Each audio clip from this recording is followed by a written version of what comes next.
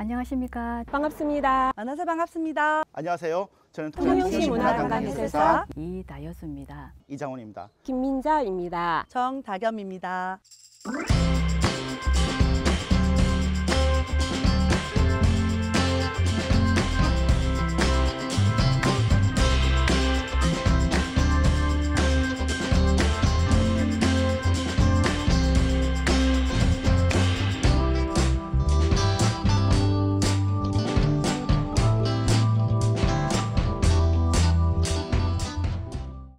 안녕하십니까. 저는 통영시 문화관광해설사 이다여수입니다. 오신 것을 환영합니다.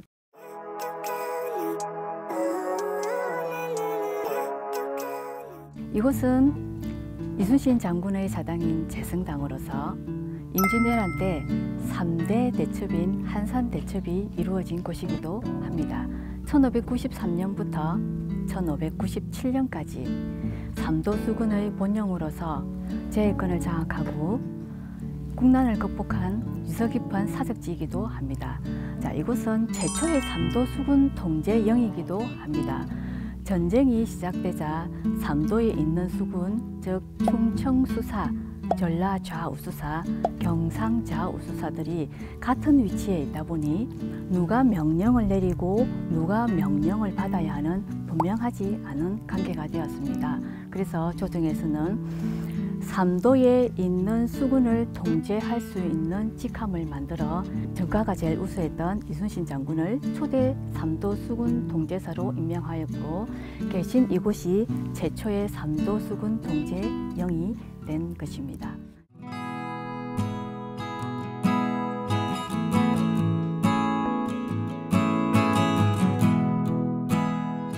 자, 여러분들 산에 보시면 소나무가 울창합니다.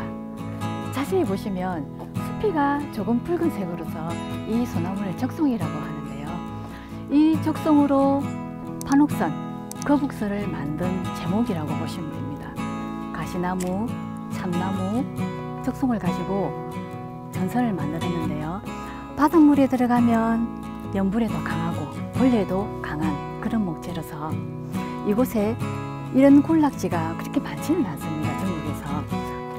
1975년 6년도에 재성당 장사업을 하면서 민둥산이었던 이 산에 한산도민들을 한 가구당 2명씩이 나와서 이렇게 적송을 심었습니다. 산을 보시면 줄이 맞는 듯 맞지 않는 듯 그 당시에 이렇게 많이 심어서 울창한 적송 군락지가 되었습니다.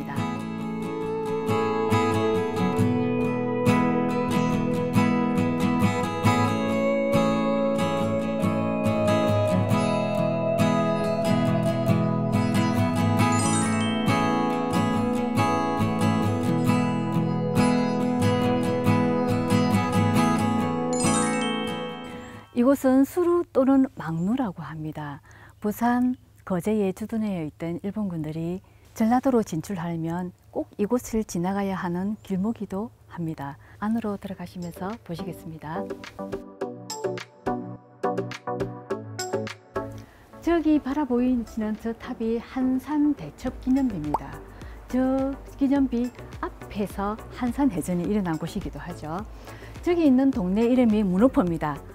운호가 많이 나서 문호포가 아니라 한산해전 때 도망가는 일본군들이 길을 물어봤다 해서 문호포라고 하죠. 자, 이곳 한산도는 지명을 들어보면 조금 촌스럽습니다.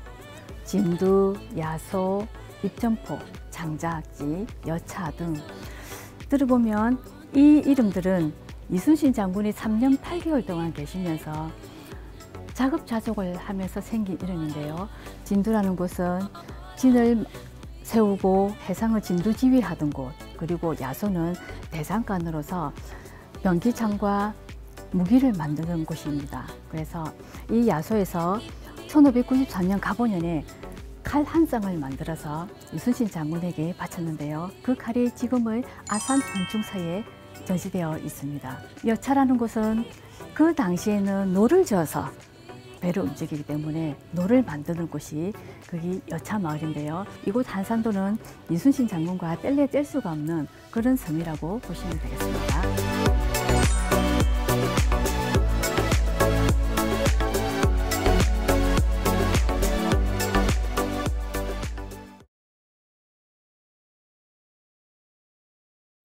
임진왜란 정유 재란 중에 유일하게 패한 해전이 바로 칠천량 해전입니다.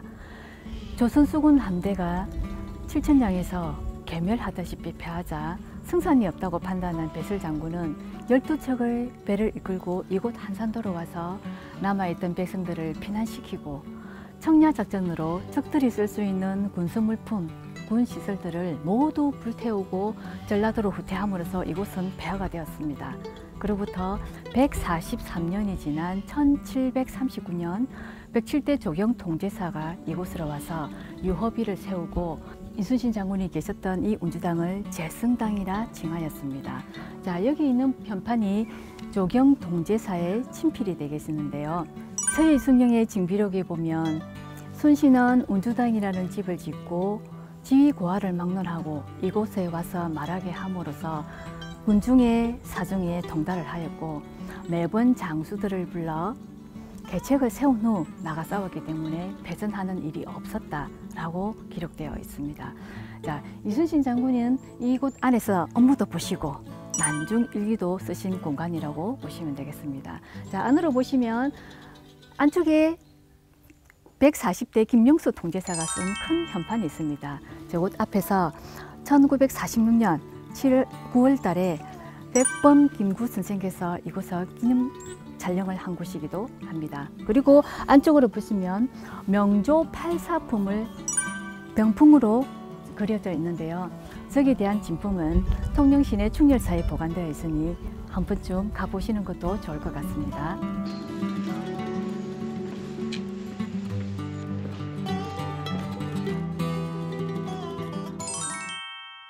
자, 여기서부터 저 가녀까지의 거리는 몇 미터로 보이십니까?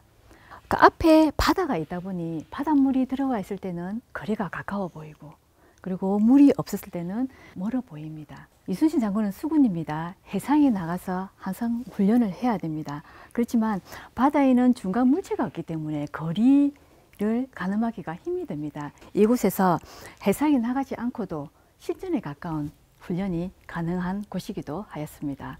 이순신 장군은 임진년 1월 1일부터 전사하기 이틀 전까지 1598년 11월 17일까지 일기를 쓰셨습니다. 여러분들이 아는 난중일기라고 보시면 되죠. 일기의 내용에 보면 비 오는 날이나 특별한 날을 제외하고는 오늘은 5순을 쌌네, 오늘은 10순을 쌌네 라는 기록이 있습니다. 활 5발을 쏴야 한 순입니다. 그러면 10순이면 50발의 활을 쏘았다고 볼 수가 있겠습니다. 그리고 이곳에서 이순신 장군은 무과시험을 치른 곳이기도 한데요. 전쟁이 시작되자 광해군이 제자로 책봉되고 나서 군사들에게 사기 충전을 하기 위해서 전주에서 무과시험을 치른다고 하였습니다. 이순신 장군 또한 부하들에게 이 시험을 치르도록 하기 위해서 장계를 써서 올립니다. 이곳에서 무과시험을 치르도록 하였는데요. 1594년 4월 6일에서 3일 동안 이곳에서 무과시험을 치러서 병명의 장교를 배출한 곳이기도 합니다.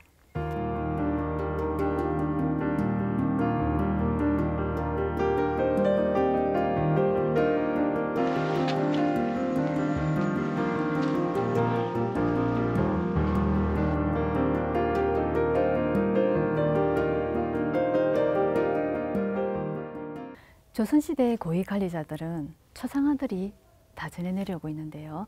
이순신 장군은 전쟁 중이라 내려오는 자료도 없고 자료가 있었다 해도 아마 불타 없어지지 않았나 생각해 봅니다. 서해 이순영의 징비록에 보면 순신은 말과 웃음이 적고 용모가 단정하였으며 몸을 다듬는 수양선비와 같다라는 말이 전해지고 있고 이순신 장군의 후손들 중에 12명의 통제사님이 있습니다. 그들 분 중에서 초상화를 보고 참조를 하였고 그리고 덕수 이시의 후손들의 고격을 보고 그린 상상어라고 보시면 되겠습니다. 1975년 6년도에 정화사업을 하면서 아산 현충사에 있는 영정을 가져오려 했었습니다. 하지만 고 박정희 대통령께서 아산에 있는 영정은 너무 이순신 장군같이 보이지 않아서 정형모 화백에게 부탁하여 그린 그림을 지금까지 전해내려고 있습니다. 이렇게 영정을 보시면 오른손에는 지휘봉으로서 등채라 하고 앞에 있는 노란 주머니는 중요 문서나 마패를 넣어두는 주머니라고 보시면 됩니다. 그리고 영정 양쪽으로는 6폭짜리 병풍이 있는데요. 오른쪽에 있는 것은 여수에 있던 진을 이곳 한산도로 옮기고 난 다음 날 친구 현덕선에게 쓴 편지글로, 생각해보면 전라도는 나라의 울타리이므로 나라의 울타리가 없으면 나라가 없어지는 거나 마찬가지입니다. 라는 우국충정의 마음을 적은 것이고요. 그리고 오른쪽에 있는 육복병풍은 명나라 학자 구준이 쓴 세사전강에서 송나라 역사를 읽고 쓴 읽음은 형식의 독후감으로서 나라를 생각하는 우국충정의 마음을 다시 한번 되새기는 마음에서 쓰신 친필이 되겠습니다. 이상으로 한산도 제승당을 둘러보셨는데요. 이순신 장군이 계셨던 이곳에서 우국충정의 마음을 한 번 더 느껴보시는 계기가 되었으면 합니다. 그리고 2022년은 통영 여행을 가는 해이기도 한데요. 꼭 이곳에 들리셔서 좋은 여행길 되시기 바랍니다. 감사합니다.